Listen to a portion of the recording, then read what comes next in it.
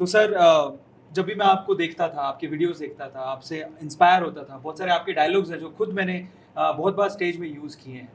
हमेशा देखता था कि यार किस लेवल पे एक छोटा-सा मिडल क्लास का ये लड़का कहाँ से कहाँ पहुँच गया। सर मैं ये जानना चाहता हूँ और बहुत सारे व्यूअर्स जानना चाहते हैं, द सोनू शर्मा उस टैग तक एक मिडल क्लास का लड़का कैसे पहुँचा? वो इंस्पिरेशनल स्टोरी क्या है? वो अगर शेयर करेंगे तो मज़ा आ जाएगा। स्टोरी सिंपल है और बहुत कॉम्प्लिकेटेड नहीं है और हर घर घर की कहानी है। और कहानी कुछ ऐसी है कि 98 में ग्रेजुएशन करके जब घर पहुँचे तो और मैं अरविंद आपको बता दूं कि अपन 50% मार्क्स वाले स्टूडेंट हैं। कोई बहुत ज़्यादा परसेंटेज नहीं आती थी हमारी।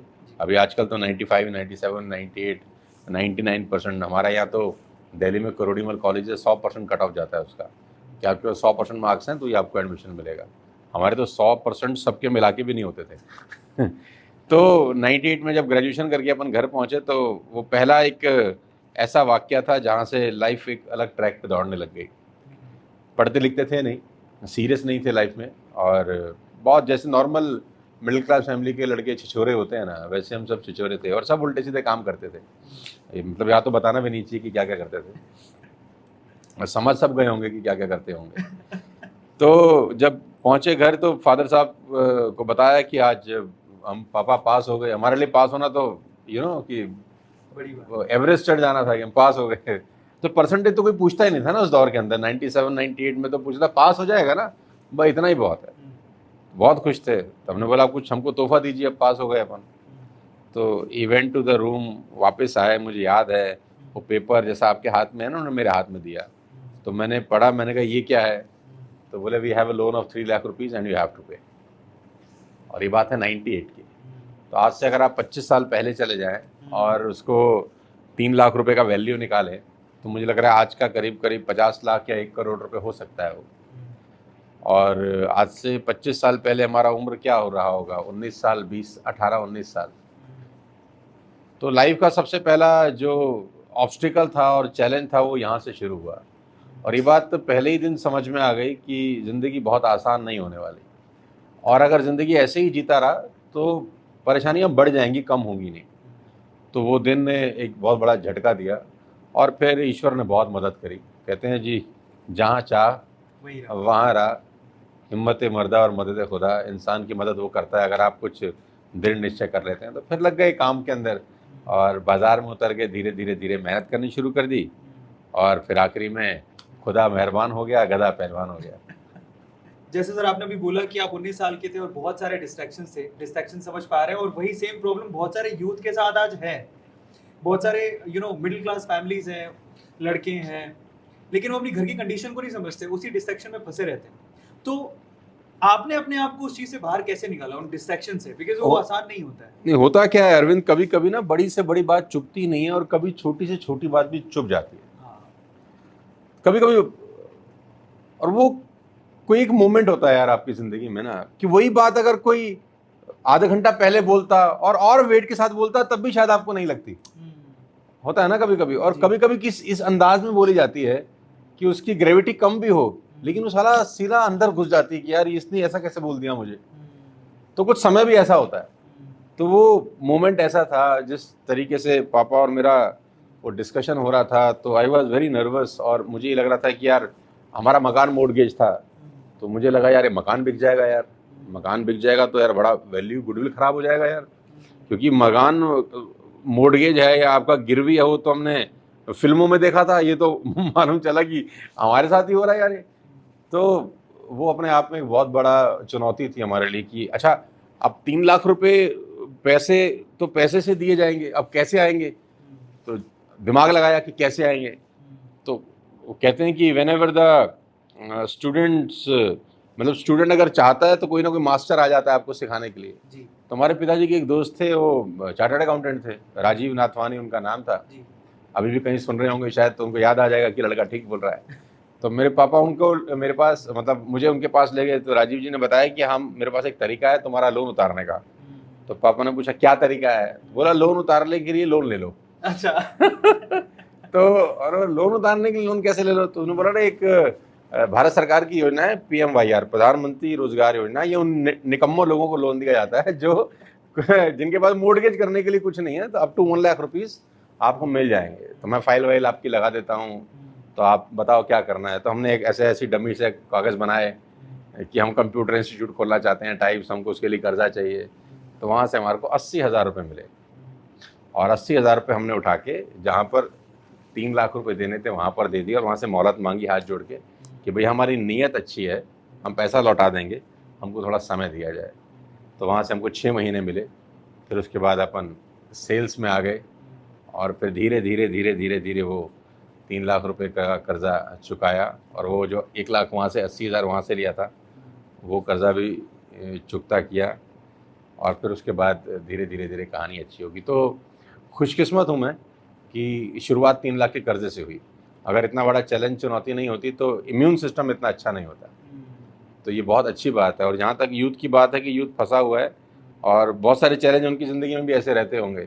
तो मैं तो एक ही बात बोलता हूँ यार कि कोई ना कोई बात चुभनी चाहिए आपको। सही बात। अगर आपकी स्थिति आपको मोटिवेट नहीं कर सकती तो दुनिया में कोई स्पीकर, कोई इन्फ्लुएंसर आपको मोटिवेट नहीं कर सकता। आपकी घर की परिस्थिति, आपके परिवार की परिस्थिति, आपके फादर, आपकी मदर, आपकी सिस्टर, अगर आपकी शादी हो चुकी है, आपकी वाइफ, बच्चे हो चुके हैं तो आपके बच्चे, अगर उनको देख के आपको मोटिवेशन नहीं आता कि मुझे ज़िंदगी में कुछ करना चाहिए, तो खुदा कसम भगवान भी आपका कुछ नहीं कर सकता। बिल्कुल सही बात। सर एक और चीज़ जानना चाहता हूँ मैं, जैसे आपने बोला कि घर गिरवी था, 3 लाख का लोन था, ओब्वियसली तब दिमाग में ये तो नहीं आया होगा कि मुझे करियर मोटिवेशनल स्पीचेस में नहीं, कभी नहीं, कभी दूर दूर तक नहीं, दूर दूर तक नहीं सोचा था, दूर दूर तक ख्वाबो ख्याल में भी नहीं था। और अगर गलती से मुझे उस दौर में कोई कह देता कि तुझे ये बनना है, तो मैं बोलता था कोई और अच्छी बात करो, ऐसा थोड़ी हो सकता है यार। अच्छा, मुझे अगर कोई बोलता कि तुम्हें बोलने के पैसे मिलेंगे तो मैं और हंसता। तो मैं बोलता अब तक तो मुझे बोला जाता है कि तू चुप रहा है, इतना काहे को बोलता है। तो मुझे अगर कोई उस वक्त ही कहता कि आपको ये सब आपके साथ हो जाएगा, तो मैं कभी बिलीव ही नहीं करता। तो फिर सवाल ये है कि एक सेल्स पर्सन, जैसे कि आपने अपनी जर्नी सेल्स पर्सन की तरह शुरू की, ये मोटिवेशनल स्पीकर कब बन गया? वो मोमेंट कौन सा था जब आपको रियलाइज हुआ या आपको इस बात के पैसे? ये तो मुझे खैर अभी भी रियलाइज नहीं हुआ कि मैं कोई स्पीकर हूँ। अच्छा। क्योंकि मैं जब अपने आप को सुनता हूँ तो मुझे बहुत कमियां लगती हैं। नहीं सर, हम तो मेस्मराइज हो जाते हैं। नहीं देखो, आप ऐसा मुझे खुश करने के लिए बोल सकते हो, लेकिन जी नहीं सर, बिल्कुल दिल से बोल रहे हैं हम लोग, और बिल्कुल सच बात। नहीं, ऐसा मैंने कभी सोचा नहीं, और मैं सोच के होता नहीं है। कुछ डेस्टिनी भी होती है कोई चीज़ की, ईश्वर आपके लिए कुछ चीज़ें बना देता है। तो ये जर्नी आज से 6-7 साल पहले शुरू हुई, जहाँ पर हम कॉर्पोरेट ट्रेनिंग करना शुरू किया। प्रायर टू दिस सबको पता है मैं डायरेक्ट सेल्स में हूँ, नेटवर्क मार्केटिंग कर रहा हूँ करीब 20-21 साल से। तो वहाँ तो स्टेज होता ही है, आपको बोलना ही होता है ना, तो वो तो चल ही रहा था। तो 7-8 साल पहले कॉर्पोरेट जर्नी शुरू कैसे हुई कि हमारा एक दोस्त था, उसने कहा यार तेरा जो स्टोरी है पिछले 14-15 साल का है ना, बहुत शानदार है यार, है ना। ये आम आदमी के अंदर एक आग लगा देता है कि कैसे कैसे ऑब्स्टिकल्स, कैसे कैसे चैलेंजेस से निकल के आए, और एक नॉर्मल मिडिल क्लास फैमिली का आदमी जो सेकेंड हैंड स्कूटर चलाता था, मर्सिडीज चला रहा है। तो मैं चाहता हूँ कि मेरा एक कंपनी का प्रोग्राम हो रहा है, तो वहाँ जाके ये स्टोरी अपने शेयर कर, और हम तुझको 50,000 रुपये देंगे। अच्छा, जो लास्ट लाइन थी हम तुझको 50,000 रुपये देंगे, मैं तो पहले ही हाँ कर चुका था। अगर वो 50,000 नहीं देता मैं तो तब भी जाके सुना देता। मुझे अच्छा लगता कि मुझे एक नए लोगों के बीच में अपनी बात रखने का मौका मिल रहा है। तो उसने बोला तू फ्री है? मैंने कहा बिल्कुल फ्री है, बताओ कब चलना है। तो वहाँ पर मैं गया, और उस कंपनी में मैंने अपना स्टोरी शेयर किया। बहुत बड़ा कंपनी है साउथ का, शोभा लिमिटेड उसका नाम है, और प्रॉपर्टी का बहुत बड़ा कंपनी है। तो मुझे याद है वो पहला प्रोग्राम हमने किया क्राउन प्लाजा गुड़गांव के अंदर। 65,000 रुपये उन्होंने मुझे दिए, 65,000 रुपीज़। मैंने 1.5-2 घंटा वहाँ बात करी, और बाद में मुझे पैसे मिल गए। तो मेरे लिए तो मतलब मैंने कभी ज़िंदगी में सोचा नहीं था कि मुझे 1-1.5 घंटा बोलने के कोई 60-65,000 रुपये दे देगा। तो बड़ा मज़ा आया मुझे। तो फिर 2-3 दिन बाद उसका कॉल आया कि यार वहाँ जो ऑडियंस आई थी ना, वो तुझे सुन के बड़ी अच्छी लगी, तो हमारा एक और प्रोग्राम है जनकपुरी पिकैडिली के अंदर, तो क्या वहाँ तुम दोबारा आ सकते हो, हम तुम्हें दोबारा पैसा देंगे। मैंने कहा बिल्कुल आ सकते हैं, क्यों नहीं आ सकते। शेर के मुंह खून लग चुका था। तो मैं फिर सेकंड टाइम वहाँ गया पिकैडिली में। तो फिर उन्होंने दूसरा प्रोग्राम के बाद भी मुझे एक बार और बुलाया, थर्ड टाइम भी। तो उन्होंने बोला कि हमारा एक और प्रोग्राम है रेडिसन द्वारका में, तो क्या आप वहाँ आके वही स्टोरी उसी अंदाज में दोबारा बता सकते हैं, मतलब नया ऑडियंस है। अरे मैंने कहा आप रोज़ बोलो, मैं रोज़ आ जाऊँगा। तो वो 3 बार जब मैं गया, उन्होंने मुझे तीनों बार 65,000 रुपये दिए। जब चौथी बार उन्होंने मुझे बुलाया तो मैंने कहा अब मैं 1 लाख रुपये लूँगा। तो हमने इकोनॉमिक्स में पढ़ा था कि जब डिमांड ज़्यादा हो ना तो रेट बढ़ा देना चाहिए। तो मैंने उसने कहा यार ये तो बदमाशी है। अरे मैंने कहा आप मैं 1 लाख रुपए लूँगा। तो यहाँ से फिर वो सिलसिला शुरू हो गया। तब 60,000 से हमने अपना सफ़र शुरू किया। Now we are charging good amount of money. Sir आपने बोला कि बहुत सारे सेमिनार्स लिए हैं, हमने भी देखे हैं बहुत सारे सेमिनार्स। एक ऐसा मोमेंट जब आपको लगा यार मजा आ गया, मतलब आपने खुद का ही सेशन बड़ा एंजॉय किया या बहुत किसी ने बहुत कॉम्प्लीमेंट बहुत दिए बार हो? बहुत बार हुआ है, बहुत बार हुआ है। क्योंकि जो स्पीकर होता है एक्चुअली डिलीवर करने के बाद उसको मालूम चल जाता है कि तूने क्या डिलीवर किया है। मुझे जी। तो पता चल जाता है। जी। लेकिन टचवुड माँ सरस्वती की बड़ी कृपा रही कि अगर मैंने 100 सेमिनार किए हैं तो 1-2 को छोड़ दूं तो 98 मुझे लगता था कि मैंने बहुत अच्छे किए।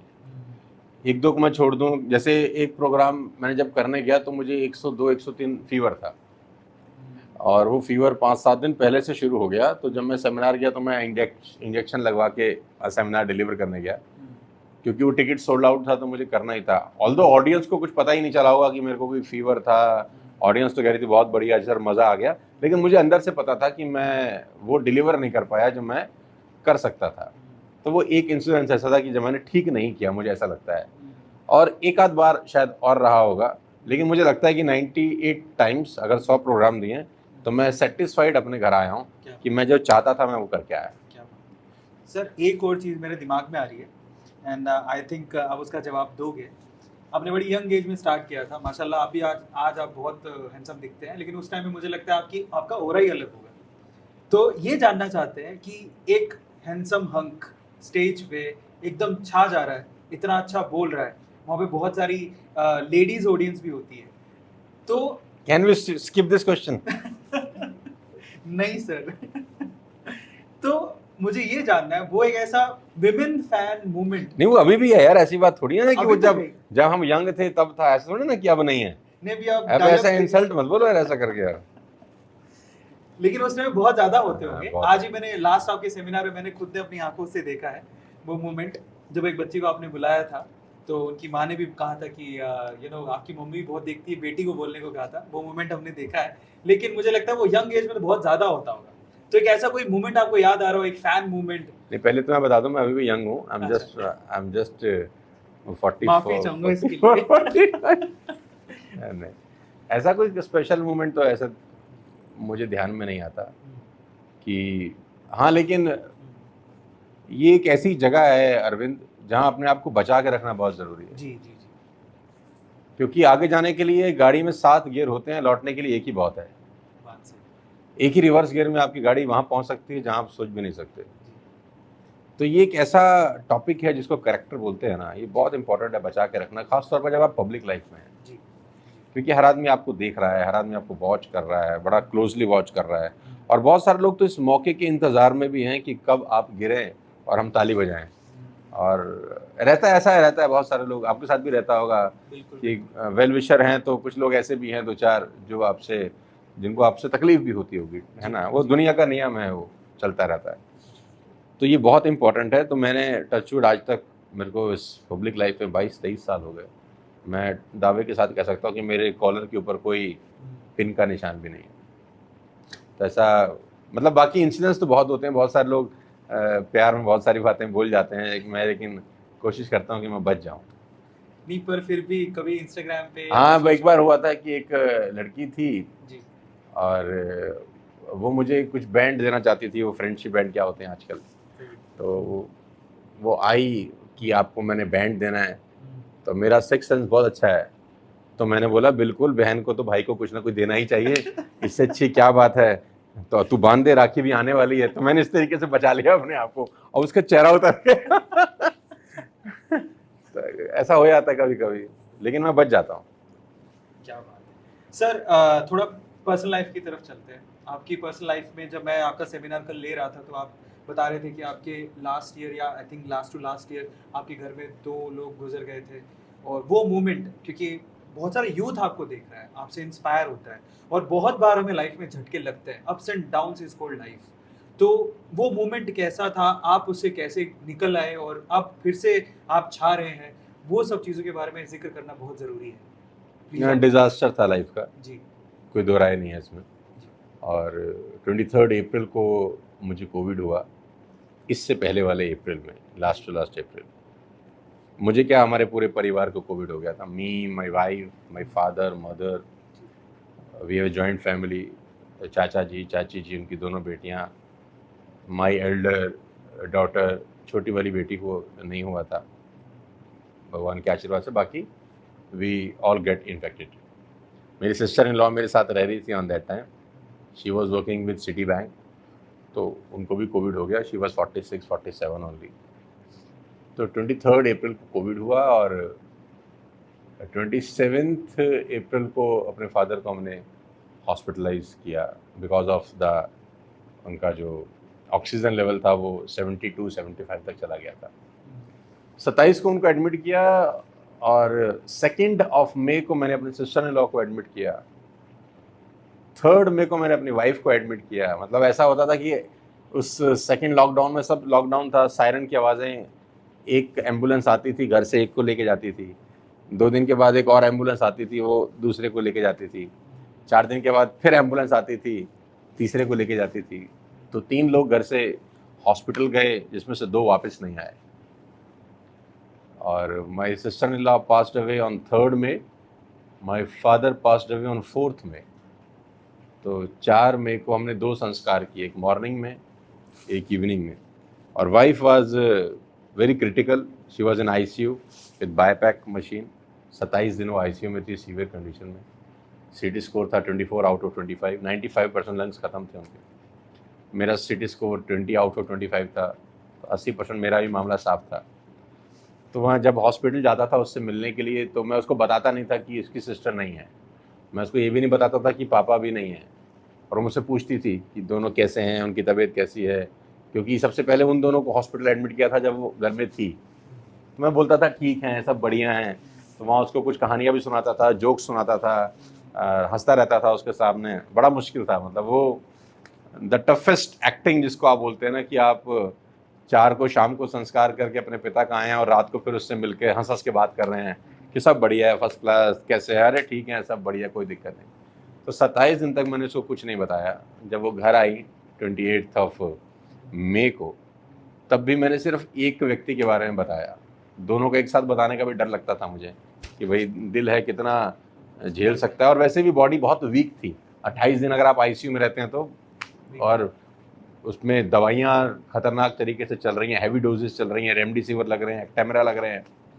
तो मैंने उसको नहीं बताया, पहले एक का बताया, फिर 5-6 दिन बाद दूसरे का बताया। तो बड़ा टफ थे वो 45-50 दिन, बहुत टफ थे। मतलब वो ईश्वर खैर किसी को ना दिखाए, बहुत टफ थे। तो बहुत सारे दोस्त थे जो आना चाहते थे हेल्प करने, लेकिन बेचारे नहीं आ पाए क्योंकि सेकेंड वेव कुछ ऐसा था। तो मुझे बोलते थे यार बहुत बुरा हुआ तेरे साथ, SMS आते थे कि हमने कभी सोचा नहीं था कि ऐसा भी हो जाएगा।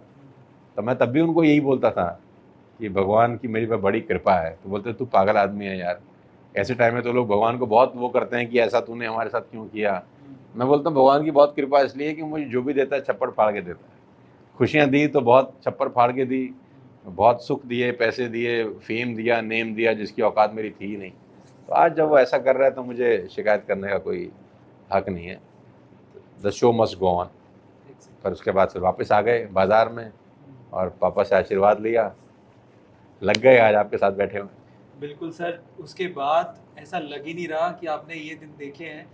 कल मैं इनके शो में था और मैं कह सकता हूँ द वन मैन शो, मतलब इनके लाइव सेशन को लेने का एक अलग ही मज़ा है। और वहाँ पे ऐसा लग ही नहीं रहा था कि इतनी ट्रेजेडी आपने 1 साल पहले देखी है। सर सल्यूट है आपको। पर एक और सवाल मेरे दिमाग में अभी आ रहा है, उस टाइम पे ऑब्वियसली आप एक्ट कर रहे थे अपनी वाइफ के लिए, अपनी फैमिली के लिए, बट अंदर से अपने आप को मजबूत रखना भी बहुत ज़्यादा ज़रूरी था।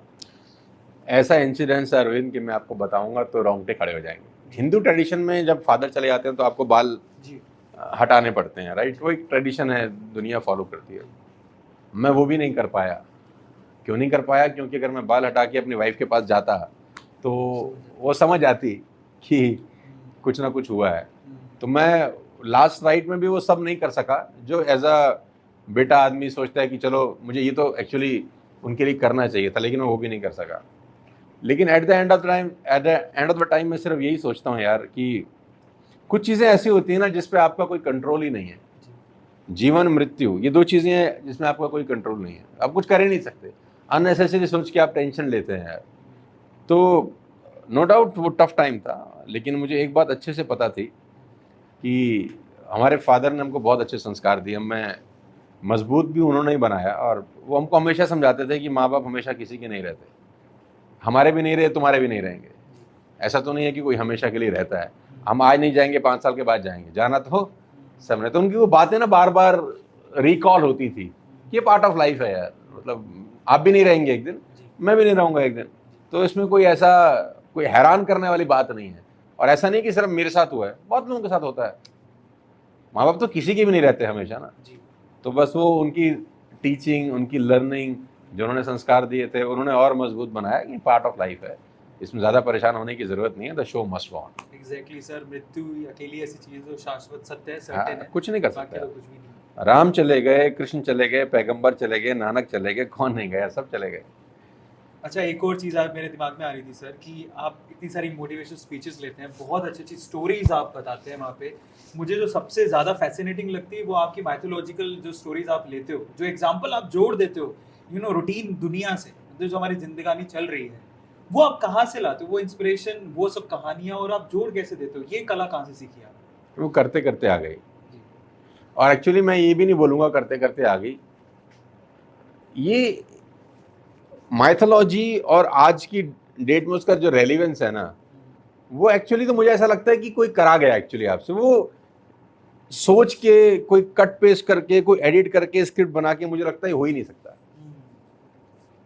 वो स्टेज पे चले गए और वो हो गया, मतलब अगर मैं दोबारा भी चाहूँ तो शायद नहीं कर सकता अब। तो अगर मैं आपसे सवाल पूछूं कि ये जो जितने भी माइथोलॉजिकल कैरेक्टर्स हैं जिनके बारे में हम लोग सुनते हैं, लोग उसे मिथ कहते हैं, बट मैं तो हमेशा सच्चाई मानता हूँ। आपका कौन सा माइथोलॉजिकल कैरेक्टर जो आपका फेवरेट है, मुझे आपको बड़ा अच्छा लगता है? सबको पता है, श्री हनुमान जी। क्या बात है! उसके पीछे का रीजन क्या है? सबको पता है, बहुत कुछ सीखने को है, लॉट टू लर्न, लॉट। मतलब रामायण के हीरो वही हैं, रामायण के असली हीरो तो हनुमान जी, श्री हनुमान जी हैं। तो हाँ, वो उनसे बहुत कुछ सीखने को है। आप अगर रामायण पढ़ेंगे तो आपको मालूम चलेगा कि पूरे रामायण उनके इर्द गिर्द नाच रही है एक्चुअली, सब कुछ उनके इर्द गिर्द हो रहा है। मतलब वो हर शॉट में है कहीं ना कहीं, मतलब वो एक साइड पार्ट नहीं है, सेंटर पार्ट है पूरे रामायण का। और उनके करेक्टर से बहुत सारा कुछ निकाल के लेने की जरूरत है। तो अगर मैं आपसे पूछूं कि यूथ को स्पेशली हनुमान जी से ऐसी कौन सी 3 चीजें जो सीखनी चाहिए? बहुत सारी हैं, 3000 चीजें सीख सकते हैं आप जी बताइए सर। तो सबसे पहले तो हनुमान जी से जो सीखना चाहिए वो है क्या बोलते हैं, जो मोस्ट इंपॉर्टेंट क्वालिटी है वो ग्रेटिट्यूड।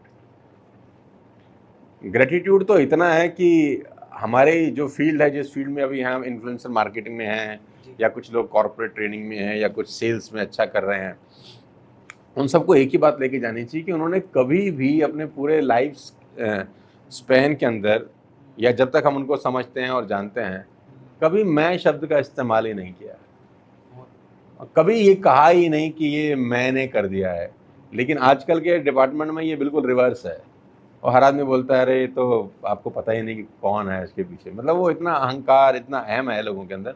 लेकिन उनकी अगर आप पूरा करेक्टर उठा के देख लें, आरंभ से अंत तक, जब रामायण चलती है तब तक, तो उन्होंने मैं का इस्तेमाल कभी किया ही। इन्होंने क्रेडिट दे दिया हमेशा भगवान राम को कि जो कुछ भी हुआ है वो इन्हीं की वजह से हुआ है, मैं तो कुछ नहीं करता, नंबर 1। नंबर 2, उनके करेक्टर में सबसे इंपॉर्टेंट है वो इम्पॉसिबल कभी नहीं बोलते। मतलब उनको जो भी टास्क दिया जाता है ना, मतलब यूथ के लिए सबसे ज्यादा इंपॉर्टेंट है, कोई भी टास्क दिया जाता है, इफ बट है ही नहीं, हो सकता है, कौन करेगा, मैं करूंगा।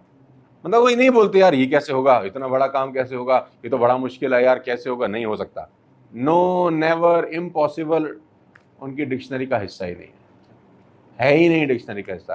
कोई भी बड़ा से बड़ा टास्क हो उसे बड़ा अपन करेंगे, और करने के बाद भी क्रेडिट खुद नहीं लिया, क्यों कर दिया, अरे उनकी कृपा थी सो कर दिया हमने। ये सबसे इंपॉर्टेंट चीजें हैं सीखने की। और तीसरी सबसे इम्पोर्टेंट चीज? बहुत सारी चीजें यार।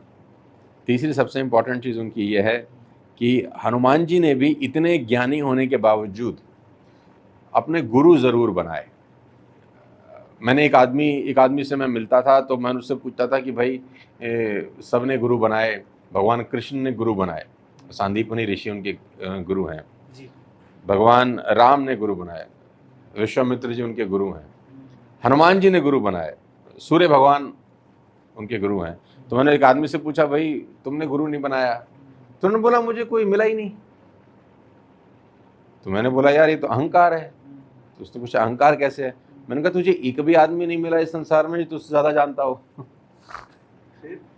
ये कैसे हो सकता है कि तुझे एक भी आदमी नहीं मिला जो तुझसे अधिक जानता है? तो ये तो अहंकार ही है ना।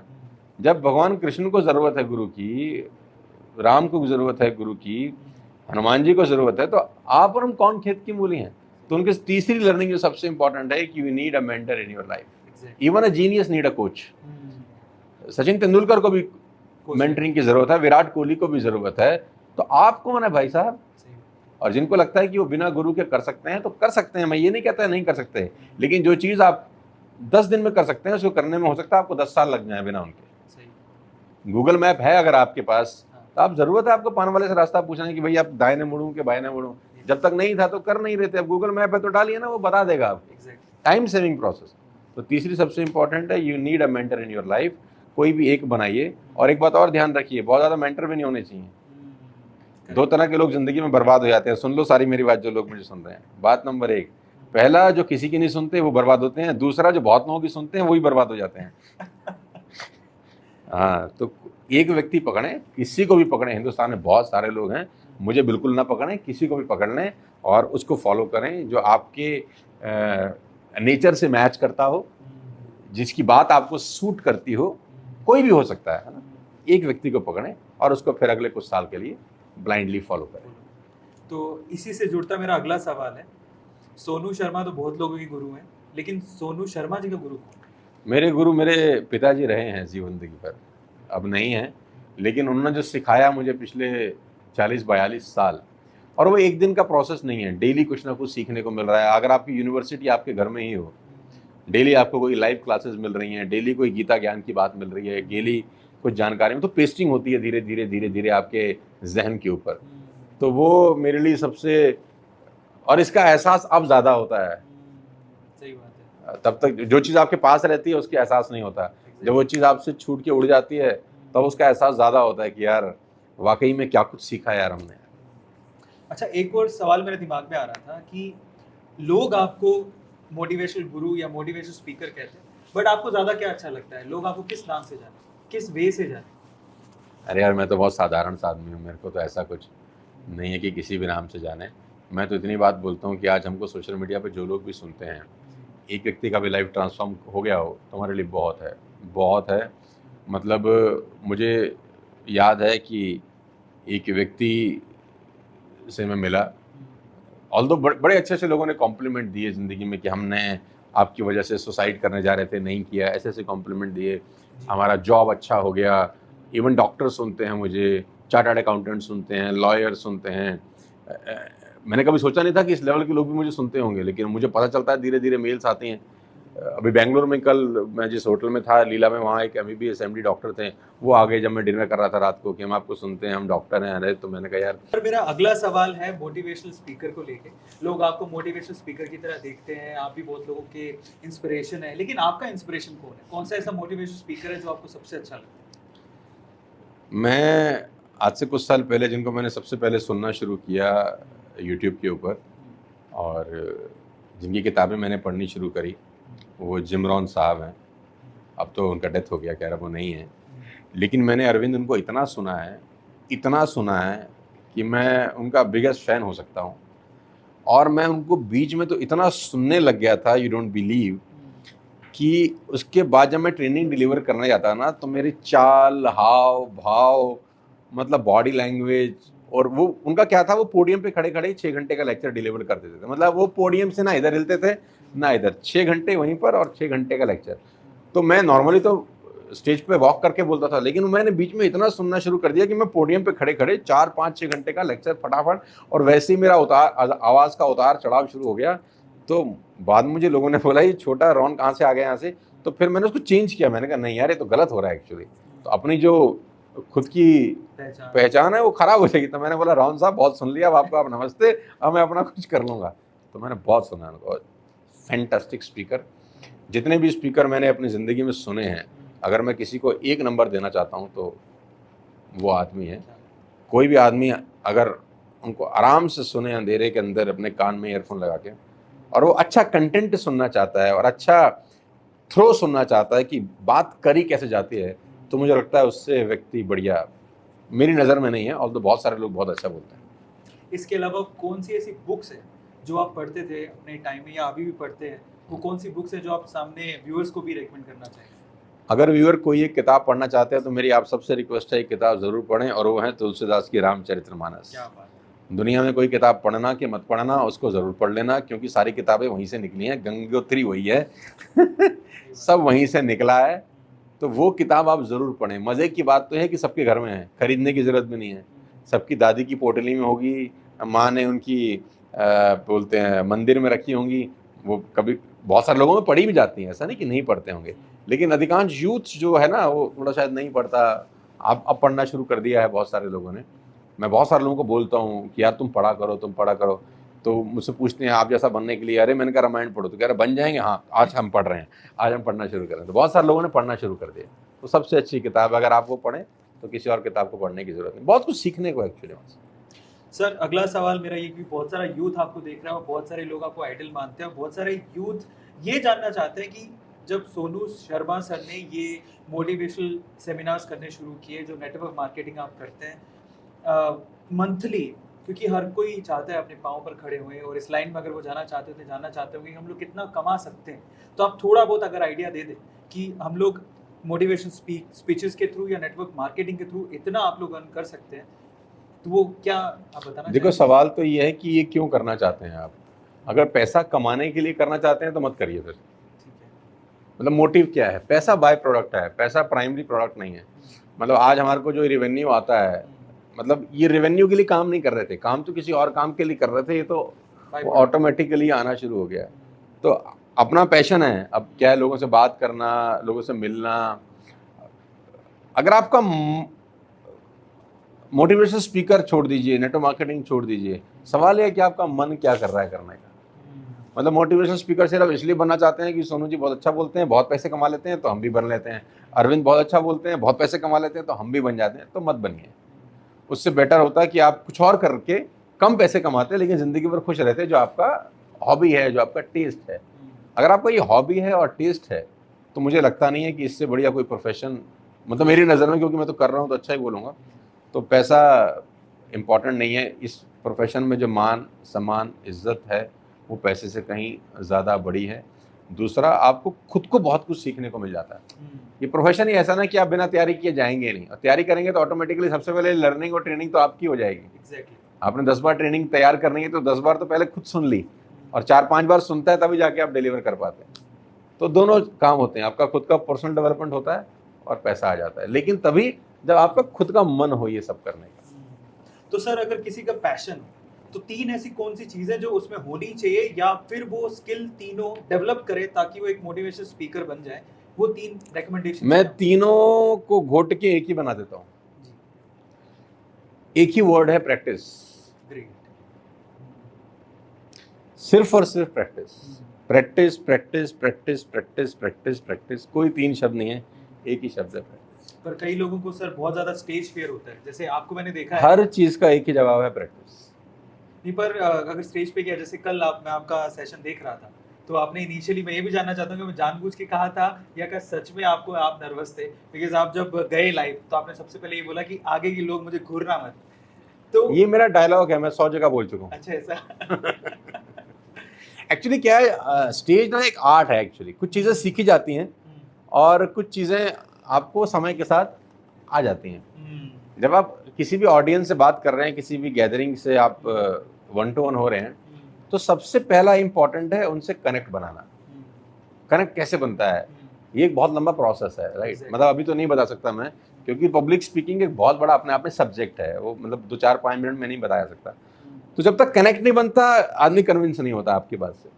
तो कनेक्ट बनाने के लिए कुछ बातें हैं जो जानबूझ के बोली जाती हैं, सो दैट आपका कनेक्ट उनसे बन जाए, पहली बात। और दूसरे व्यक्ति को ये लगे, जो ऑडियंस में है ना, कि ये हमारी ही तरह आदमी है। मतलब उनको ये नहीं लगना चाहिए कि कोई बहुत सुपरस्टार आया है, कोई सुपर स्पीकर आदमी। उसको आप बेशक हो, लेकिन सामने वाले को यही लगना चाहिए तो हमारे मोहल्ले का लड़का टाइप आदमी है। मैं इसीलिए बहुत सारे लोगों को बोलता हूँ कि बहुत सारे स्पीकर्स को जब आप सुनते हैं ना तो आपको लगता है यार ये जो स्पीकर है ना ये हम कभी नहीं बन सकते, ये टेक्निकल बोलता है या पता नहीं कौन कौन से वर्ड यूज करता है, पता नहीं कौन से एल्गोरिथम लगाता है, कौन से डायग्राम बनाता है, ये पाई चार्ट बना देता है, ये हम ये नहीं कर सकते। लेकिन जब मुझे सुनते हैं ना तो उनको लगता है साला ये तो हम भी कर सकते हैं, तो मेरे से वो कनेक्ट कर लेता है आदमी। तो बहुत सारे डायलॉग इसलिए भी बोले जाते हैं ताकि सामने वाला व्यक्ति आपसे कनेक्ट कर ले, सो दैट आपको उसके बाद जब आप डिलीवर करते हैं तो वो कन्विंस करना आपको आसान हो जाता है। इस सेगमेंट का अब आखिरी सवाल मैं आपसे पूछ रहा हूँ। हमारी टीम ने कुछ रिसर्च किया आपके बारे में कि आपका एक सफ़र है सेंट्रो से मर्सिडीज तक का तो बहुत बार इवन मैंने कल भी आपके शुभ मुख से सुना था ये चीज़, तो थोड़ा सा उसके बारे में जानना चाहते हैं। सेंटर से भी पीछे चलेंगे तो स्कूटर से चल रहा है वो सब। अच्छा, जिसको आप जब ढलान आता था फ्लाईओवर के ऊपर बंद कर लेते थे कि नीचे अपने आप आ जाएगा। करेक्ट। मेरे पास स्कूटर था, मैंने 5 साल स्कूटर चलाया है दिल्ली की सड़कों पे। गर्मी में परेशानी होती थी, हेलमेट लगाते थे तो पूरा का पूरा जो पसीना होता था उसकी खुशबू हमारी मतलब सुगंध फैलती थी।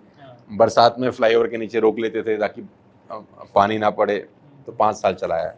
जीवन का पहला गाड़ी सेंट्रो खरीदा, सेकेंड हैंड था, 2,40,000 का, 6,336 का EMI था उसका, 80,000 डाउन पेमेंट किया था, 1,60,000 फाइनेंस कराया था। ये बात है 2001 की। तो पहला गाड़ी था और उसमें जब मैंने ले लिया तो एक दिन मैं दिल्ली गया तो उसमें पेट्रोल इतना लग गया कि मेरी तो हालत ख़राब हो गई। मैंने कहा ये तो बहुत महंगी है यार।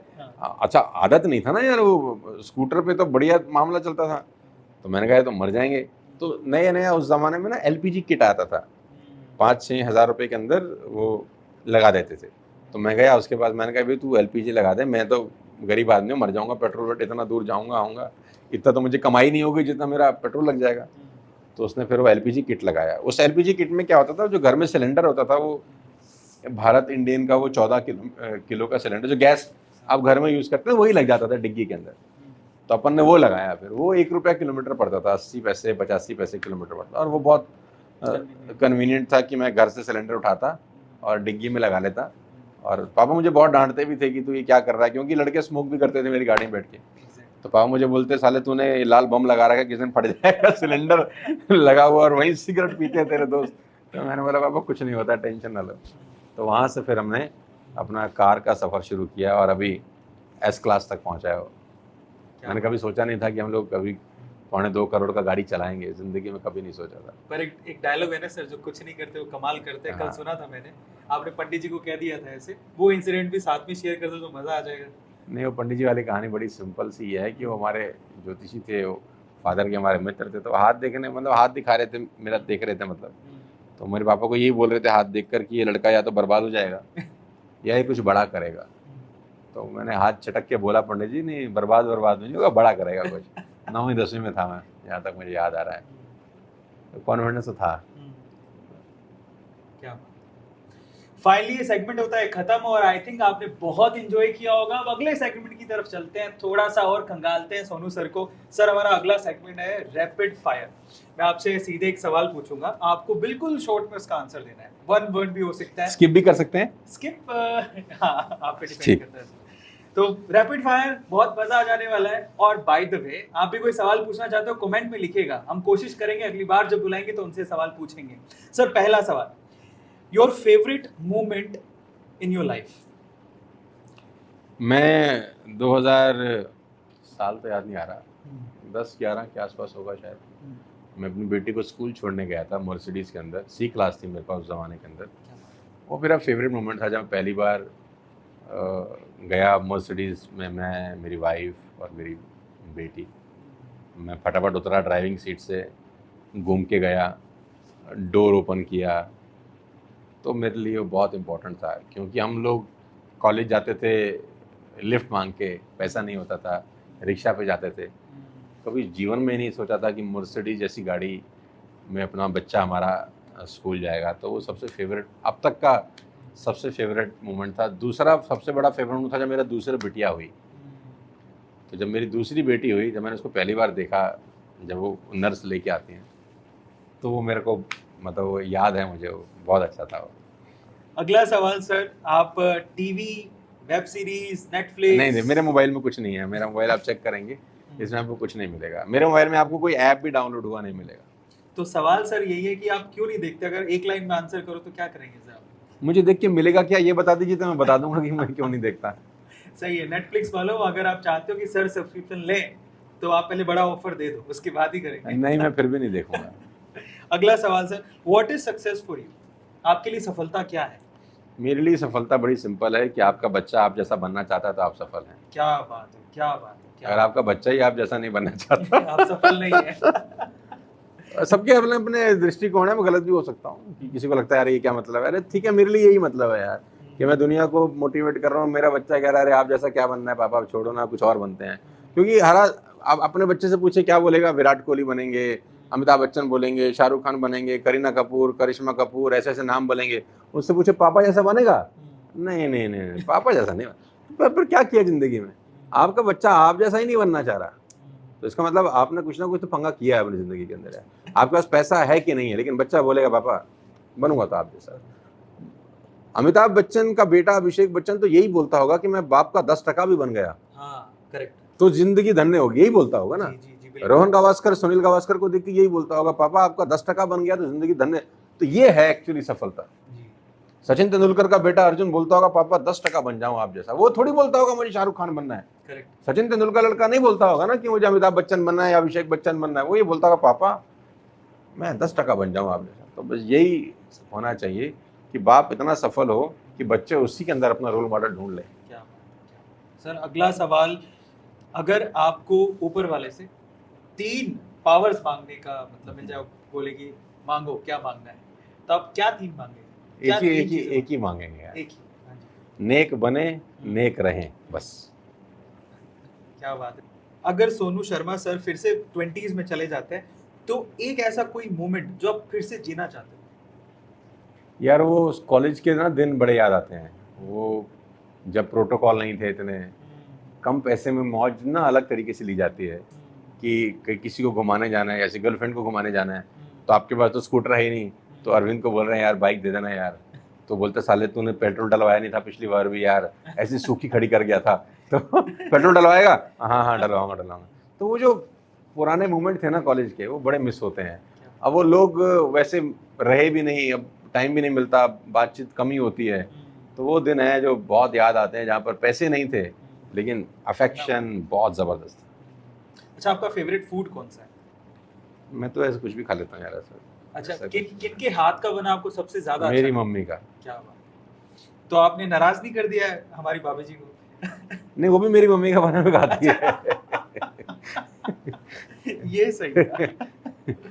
अच्छा, अब तक का सबसे बेस्ट प्लेस जो आपने विजिट किया वो बड़ा अच्छा? सिंगापुर। सिंगापुर 2008 में गया था मैं वहाँ पे पहली बार।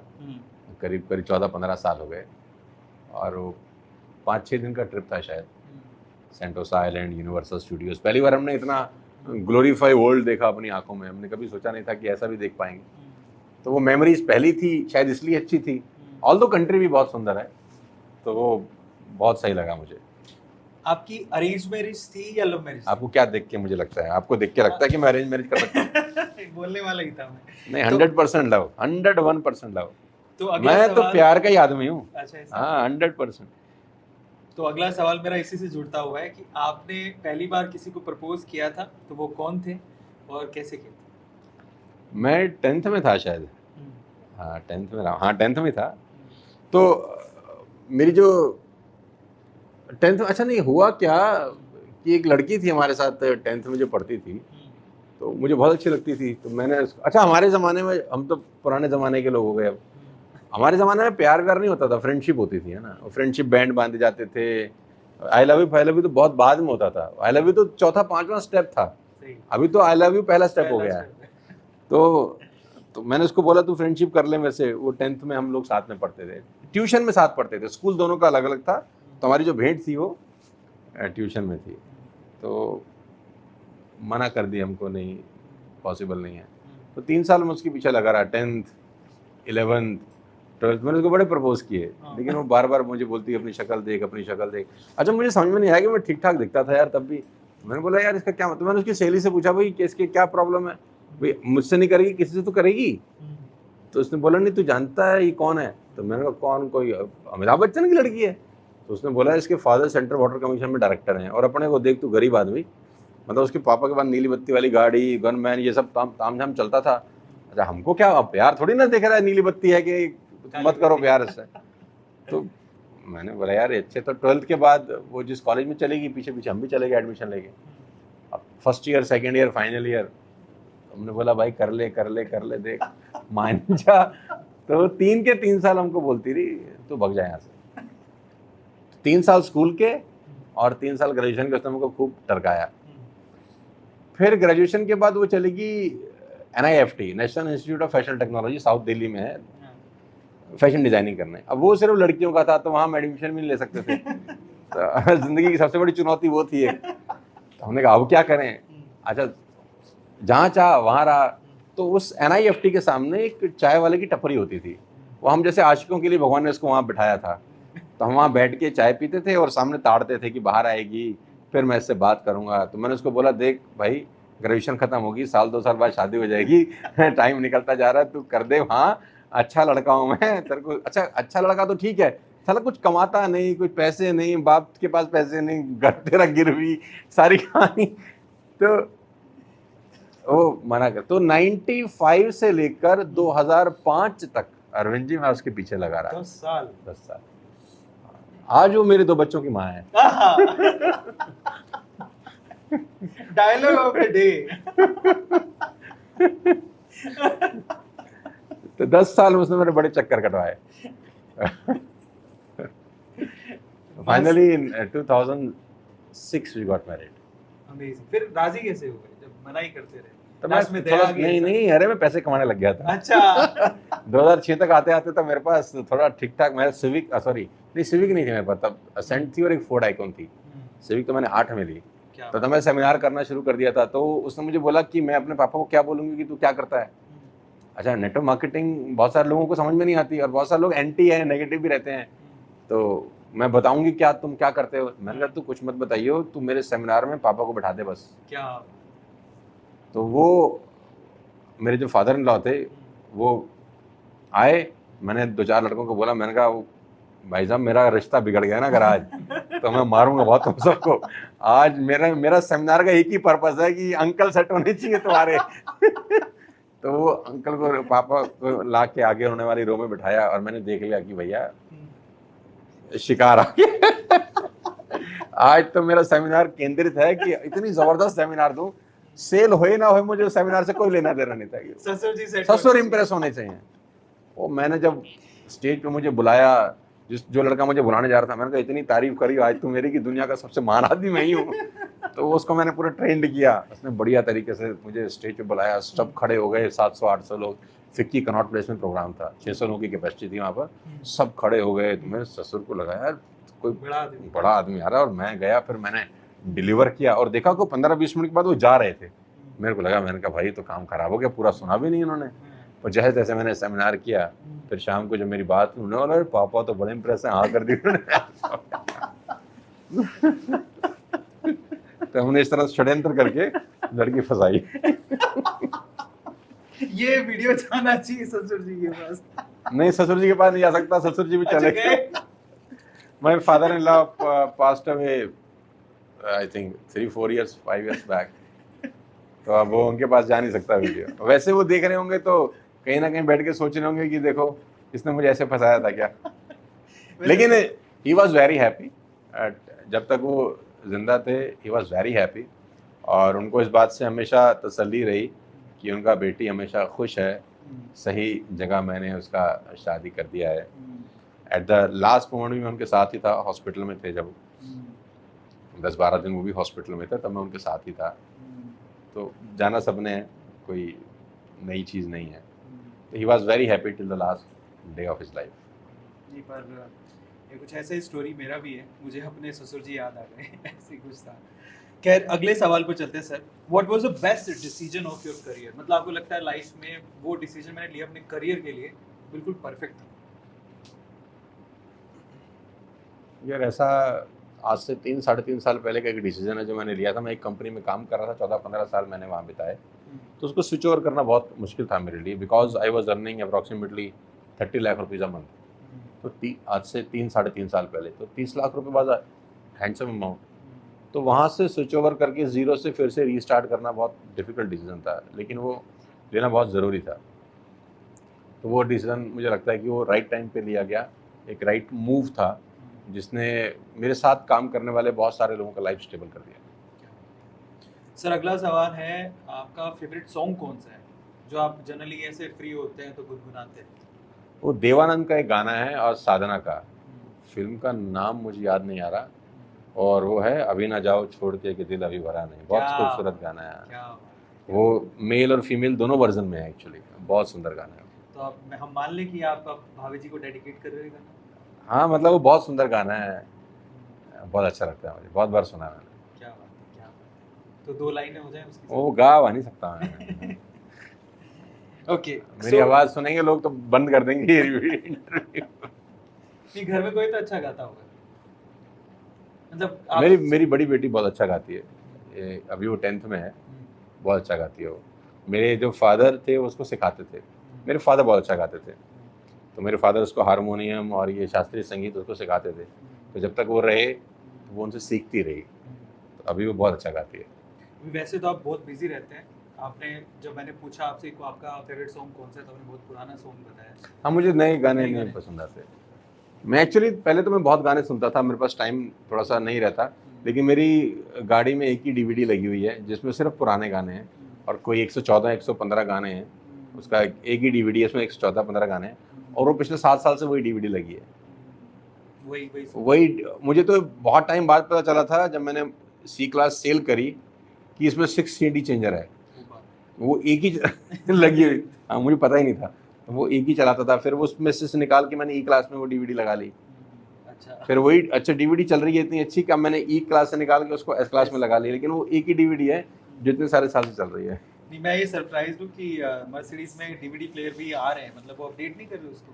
नहीं, मतलब वो गाना वही है, गाना 114-115 गाने हैं जो वही चलते हैं बस, और मैंने कोई गाना अपनी लाइफ में चेंज नहीं किया।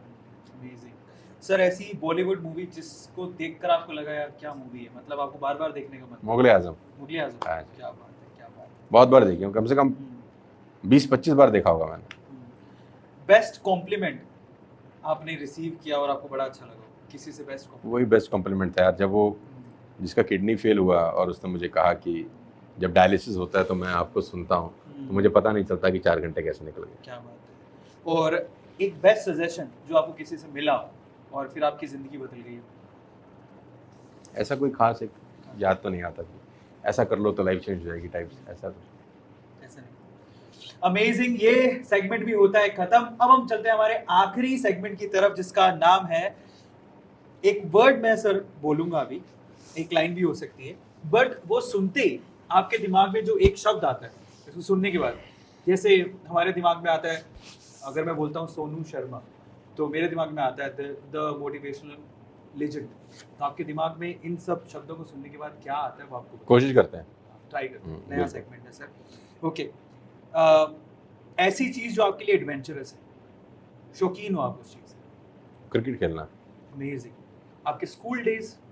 Fantastic. Amazing. Entrepreneurship in India, startup culture in India right now? मुझे लगता है अपने प्राइम टाइम पे है। आईपीएल मुझे पसंद नहीं है, पर क्रिकेट मुझे पसंद है लेकिन आईपीएल मुझे पसंद नहीं है। रतन टाटा?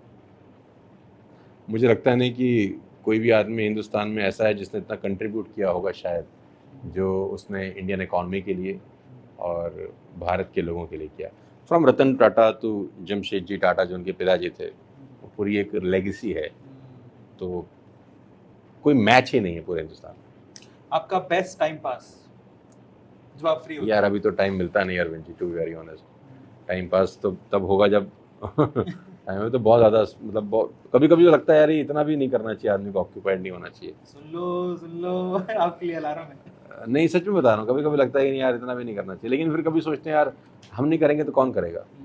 अगर आपको ईश्वर ने मौका दिया है इतना करने का और कृपा करी है तो करना चाहिए, फिर तो सोच के फिर दोबारा से लग जाते हैं। टाइम पास ऐसा कुछ नहीं है।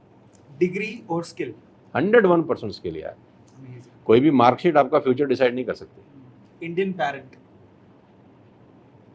बहुत ज़्यादा प्रेशर करते हैं अपने बच्चों के ऊपर। बच्चों को बच्चा नहीं प्रोडक्ट बनाना चाहते हैं, ये भी करना चाहिए, वो भी करना चाहिए, ऐसा होना चाहिए, वैसा होना चाहिए। ये वो, मतलब वो बंदिशें कुछ ज़्यादा हैं, एक्सपेक्टेशन भी ज़्यादा हैं, लेकिन फ्रीडम बहुत कम है। Indian youth. असीम संभावनाएं हैं। मुझे पता है कि जितना टैलेंट हमारे में 25 साल की उम्र में था, उतना टैलेंट आज डेट में बच्चों में 12-13 साल की उम्र में है। करेक्ट है सर, बिल्कुल। हमको आज बच्चों से पूछना पड़ता है कि बेटा इसमें मोबाइल में ये जाना है तो कैसे करना है। मेरी 10 साल की बेटी है, वो मुझसे ज़्यादा जानती होगी टेक्निकल टर्म्स के अंदर, मुझे नहीं पता, मैं बुद्धू आदमी हूँ। ऐसा ही बहुत सारी चीज़ें हैं जो यूथ को आपसे ज़्यादा पता है, और इसको आपको एक्सेप्ट कर लेना चाहिए कि वो हमसे ज़्यादा टैलेंटेड है। हर माँ बाप को ही मान ले, हर बच्चे जीनियस ही पैदा होते हैं, लेकिन माँ बाप कभी एक्सेप्ट ही नहीं करते कि हमारा बच्चा हम ज़्यादा जीनियस हो सकता है। Indian politics. मत पूछो यार, ये तो अब मैं कुछ बोल लूँगा तो ना बहुत दूर तक चली जाएगी बात। सर हम तो चाहते हैं दूर तक जाए। इस कमरे में बंद रख के क्या करेंगे? Politicians are not leaders. There is a difference between a politician and a leader. आज के दिन में पॉलिटिशियन लीडर नहीं है, सबका एक निहित स्वार्थ है यार। और वो स्वार्थ मतलब सबका तो नहीं बोलना चाहिए, मुझे ऐसा नहीं, ऐसा बोलूँगा तो मैं गलत होगा। पॉलिटिशियन लीडर नहीं है। कोई भी आदमी जब आपसे वोट मांगने आता है ना, तो आप सिर्फ एक ही बात पूछिए उससे कि मुझे बताइए कि आप मेरे बच्चों के लिए अगले 5 साल में क्या करने वाले हैं। मैं आपको वोट दे देता हूँ या दे देती हूँ, आप मुझे सिर्फ 4-5 चीज़ें बताएं जो आप मेरे बच्चों के लिए करने वाले हैं।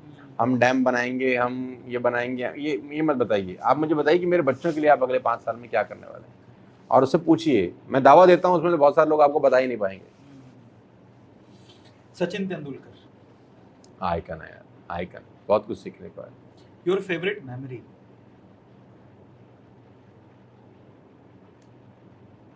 माई फेवरेट मेमोरी, जब मैंने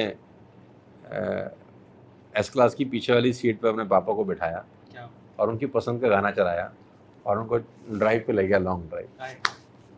क्या ओह माय गॉड, वो तो अभी ऐसे जब याद आ रहा है तो बड़ा अच्छा लग रहा है। हाँ, वो मैंने सीट बड़ी कर दी, और एस क्लास का पीछे वाला सीट ना बिल्कुल लेट जाता है। तो मैंने पापा को बोला आप इस पर बैठो आराम से, और मैं उनको लंबी ड्राइव, मतलब 200-250 किलोमीटर की ड्राइव पे किसी जगह जाना था अपने को, तो वहाँ हम गए, फिर उनको वापस लेकर आया और उनके पीछे उनकी पसंद के गाने मैं बजाता रहा 3-3.5 घंटा। यार गाड़ी तो बहुत शानदार है यार, तो बहुत अच्छा दिन था वो। फाइनली हीरोइज्म या dignity? 101% dignity, no second. Sonu Sharma, साधारण आदमी जिसको भगवान ने पहलवान बना दिया है, तो बताएं। नहीं, ये आप नहीं मानते। नहीं, आप मत मानो, मैं तो मानता हूँ। बेशक मत मानो, मुझे अच्छे, हर आदमी को अपनी औकात पता होती है, मुझे मेरी औकात बहुत अच्छे से पता है। ये कुछ भी हो रहा है वो करने वाला करता है, बस जिस दिन आपको लगेगा कि आप कर रहे हैं तो भी मिल गया अच्छे से। आखिरी सवाल इस सेगमेंट का, जिंदगी हंसते हुए बिताओ, हंसते हुए जियो, खूब हंसो, हंसते रहो, मुस्कुराते रहो। आज मैं एक जगह पे गया, मैंने वहां पर लोगों को बोला, मैं जगह का नाम नहीं ले सकता, यार यहाँ पर कोई हंस क्यों नहीं रहा, इतने उदास लोग क्यों बैठे हैं, वर्क प्रेशर है, टेंशन है, क्या दिक्कत है? ये देखता हूँ सड़क पे लोग चलते हैं, मुस्कुराते हैं, हंसो। मैं तो कहता हूँ आप मुस्कुराओ, कोई बात मिले तो किसी बात पे हंसो, बात ना मिले तो बिन बात हंसो, लेकिन एक्चुअली हंसो। अच्छा, और हंसोगे कहाँ? जब पुरानी दोस्ती के बीच में आप जाते हो ना, तब आप हंसना शुरू कर देंगे। आप गौर करिए, आप ऑफिस में जब बैठते हैं तो शायद इतना नहीं आप हंसते, लेकिन आप पुराने दोस्तों के बीच में जैसे जाते हैं ना, तो आप खुल जाते हैं, वैसे खूब हंसते हैं, बिन बात के हंसते हैं, पेट पकड़ पकड़ के हंसते हैं, गिर जाते हैं नीचे। जिंदगी एक ही है, खूब हंसो यार, क्योंकि टफ है, आसान तो है ही नहीं। पहाड़ जैसी जिंदगी आसान नहीं है, तो वैसे भी आसान नहीं है। अगर और उदास हो गए तो ये और टफ हो जाएगी। करेक्ट। तो हंसते हुए निकलेंगे तो पता भी नहीं चलेगा कि कैसे निकल गई। तो जिंदगी ये कि खूब हंसें, मुस्कुराएं, चुटकुले सुने, 10-10 बार सुने, और बात मिले तो बात में हंसे, नहीं मिले तो बिन बात हंसे। सामने वाले को लगना चाहिए क्यों हंस रहा है, वैसे ही बस अपने आप में एंजॉय कर। वाह, फाइनली ये सेगमेंट भी खत्म हो गया। अब हम आखिरी पड़ा, बहुत सारा यूथ है जनरली। पहले तो जब मैंने आपसे कहा कि आपके जवानी के दिन, पर आपने कहा कि नहीं अभी भी मैं जवान हूँ। पर हम जानते हैं सर आप में एंथुसियाज्म उतना ही है, और इनफैक्ट मुझे लगता है आपकी फ़ैन फॉलोइंग 15 से 25 और 30 की उम्र के ज़्यादा लोग हैं जो आपको फॉलो करते हैं, आपकी बातों को मानते हैं, आपको आइडल मानते हैं।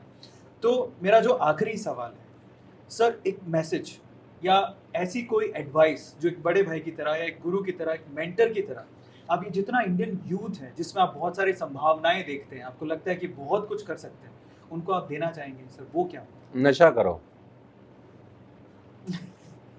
लेकिन पूरी बात सुनो ना, नीचे वाला हाथ मैंने लगाया नहीं।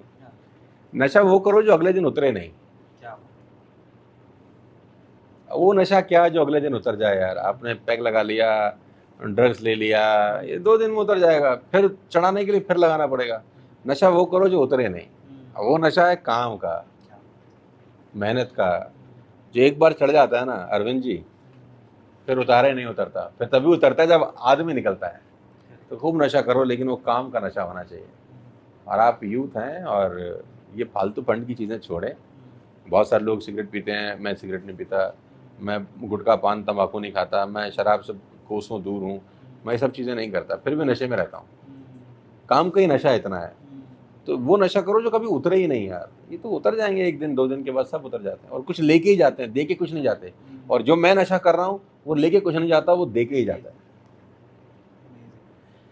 मुझे तो ऐसा मन कर रहा है कि भाई ये कभी खत्म ही ना हो। ये पल इतने हसीन है मेरे लिए, मैं बता नहीं सकता हूँ। इतना कुछ सीखने को हम लोगों को मिल रहा है। हम तो ये चाहते हैं कि ये नेवर एंडिंग इंटरव्यू हो, लेकिन समय की पाबंदियां हैं, सर को भी जाना है। इस इंटरव्यू को आज ही खत्म करते हैं, लेकिन फिर से मैं आप लोगों से कहूंगा कि ऐसे अमेजिंग इंटरव्यूज, ऐसे अमेजिंग लोग आप लोगों के सामने लेके आते रहेंगे, इंट्रोड्यूस करते रहेंगे। लेकिन आपको क्या करना है, सिंपली पहले चैनल को सब्सक्राइब करना है, और दूसरा सबसे इंपॉर्टेंट चीज जो आपको करनी है, अभी जो हमने पॉडकास्ट किया सोनू शर्मा जी के लिए, सबसे पहले तो आपको बहुत सारे हार्ट्स देने हैं कमेंट सेक्शन में, और फिर सबसे इंपॉर्टेंट काम ये करना है कि आपको ये बताना है कि आपको कौन सा क्वेश्चन सबसे अच्छा लगा, और किस क्वेश्चन का आंसर आपको सोनू शर्मा सर से अनएक्सपेक्टेड था। आप उसे अप्लाई करेंगे अपनी लाइफ में और आगे बढ़ेंगे। वो आप लिखना मत भूलिएगा, एक अच्छे कमेंट को हम लोग पिन भी करेंगे। बहुत बहुत शुक्रिया सर, बहुत बहुत शुक्रिया टेंजा टॉक में हमारे साथ आने के लिए। शुक्रिया अरविंद, मेरा दिन बना दिया आपने, और मुझे लगता है कि ये अब तक का फाइनेस्ट पॉडकास्ट रहा। एक बार तालियां हो जाए यार। Thank you so much sir, thank you. बहुत बहुत शुक्रिया। तालियों की आवाज ना ऐसे नहीं है, बहुत सर।